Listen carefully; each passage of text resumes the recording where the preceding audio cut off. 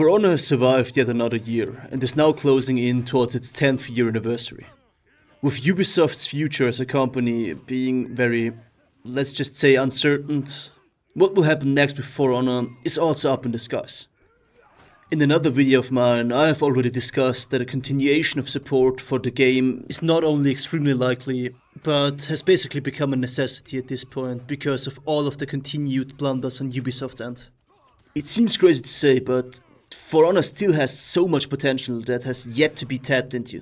And the new hero that they're going to release proves my point perfectly.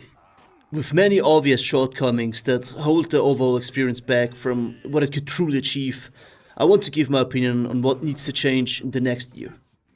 Starting off with something that doesn't consume a lot of budget while still leading to a drastically more pleasant overall play experience. Overhauled and extended tutorials. Because the current ones are kinda shit.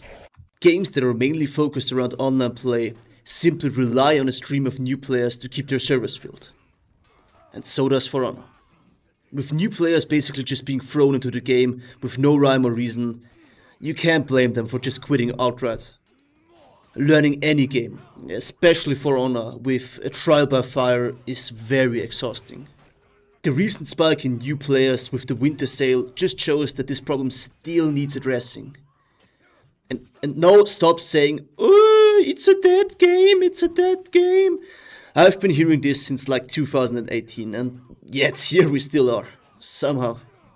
This problem is not only limited to newer players, but also more experienced ones. Intermediate players also often lack certain skills that are absolutely logical to veteran players. Revenge and how to gank, video coming in the future, combined with certain interactions, leave a giant gap between veterans and the average player. This leads to players having to seek out external media, which is pretty nice for me to be honest, but that's beside the point. So, how do you address this problem? There needs to be an entirely new training option called Veteran Strategy, or something along those lines. In there should be a basic overview of how to gank, how much revenge will something give, and how to optimally use feats. Creating more advanced scenarios just like the ones within the game right now would also work wonders for new players. With the new player experience being addressed, let's talk about something no one really likes to hear. Cheating has become an ever-present thing in online gaming. Therefore, it sadly also reached For Honor. It most definitely has not reached a boiling point like in Escape from Tarkov. But we shouldn't wait for things to just turn bad before we act. I've seen many blatant cheaters who go fucking negative in the game. How do you pay for cheats and still lose? Hoping that Ubi will implement a better anti-cheat is just a waste of time. We should look for a realistic change, meaning they will outsource their whole anti-cheat work to us, which I absolutely do not oppose, if and only if they implement it right. Since anti-cheat is a very costly thing that basically doesn't give Ubisoft any direct revenue, the likelihood of them updating their current very weak anti-cheat is pretty low. So the best way to address this problem without having to spend any budget on it is making certain accounts of players trusted flaggers. Players that meet a certain criteria and possibly even content creators should be able to, in quotations, apply for a trusted flagger position. This would be completely anonymous so that the cheaters don't know that they're currently fighting somebody who has that ability. Trusted flaggers would have the same option to report a player as any other, but their report would be wagered slightly more.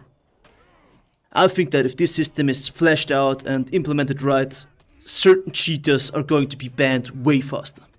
Coming to the next point. Since Dominion is by far the most played mode, the next problem is severely expedited. Perks and their utility need to be reworked and reevaluated. Listen, I can't tell you who at the design team thought to themselves, yeah, running with hyper armor and revenge seems like a solid option. But that dude's hard drive needs to be checked. Everybody runs the exact same perks, and I mean the exact same. Everyone that doesn't have the heavy perks runs Bounty Hunter, Enduring, and Devourer. And if you have the heavy perks, you get to make one choice. Bastion and Vengeful Barrier are must-haves if you want to get the maximum from your hero. The last option you can pick between is Bulk Up or Last Stand. Of course, this system is way better than what we had before, but tweaking the numbers and reworking some of them entirely would go a long way to spice up the game. Okay, before I go to my next point, I want to make something clear. I know that new hero releases combined with cosmetics are the main thing that rake in the money for UB, but these long periods of nothing really do a disservice to all the players who play this game every day. We don't need a hero rework every other week. Hell, we don't even necessarily need totally new feats on a weekly basis. The fun thing with online games is that you can just wing it sometimes. Tweaking the damage numbers of certain attacks and feats, reducing and increasing the cooldown of certain feats are just a few of the steps that, if they were to go horribly wrong, could be turned back in an instant. Something that has to be said though is that focusing on hero rebalances and reworks will always be a great way to save resources by not creating a new hero with completely new animations, while still making the active player base happier, which leads to more players stopping by every day. Events are also very appreciated. Carousel of Death was based as fuck. Creating new modes, like even just something dumb like 6v6 for a week in the month would be amazing. Pair that with exclusive cosmetics and voila, you're printing money. Lastly, the most boring thing of the bunch, yet not any less important. Overall quality of life improvements. How we still have such a shit UI after almost 10 years is beyond me, but I got used to it. New players though, oh hell no. Try to explain to a new player how invites work or why there are multiple menus to customize your mouse dead zone is already the first hurdle before they even play their first match. For Honor also has a massive consistency problem when it comes to gameplay. Why can every hero switch target after landed front step bash, except Suhai? Why can War Mummy feint her top heavy after Claw Strike, but Griffin can't after Veteran's Kick? These are small things that won't make or break any major interactions, yet they would still lead to a more consistent experience overall. I could of course ramble on about balance and Ubisoft creating a separate game mode with all modes combined except Dominion, Duels and Brawls, but we'd still be here till next year if I start now. All of the things I mentioned in this video wouldn't chew through the already limited budget Ubisoft is allocating to For Honor, while still making a significant impact in the long run.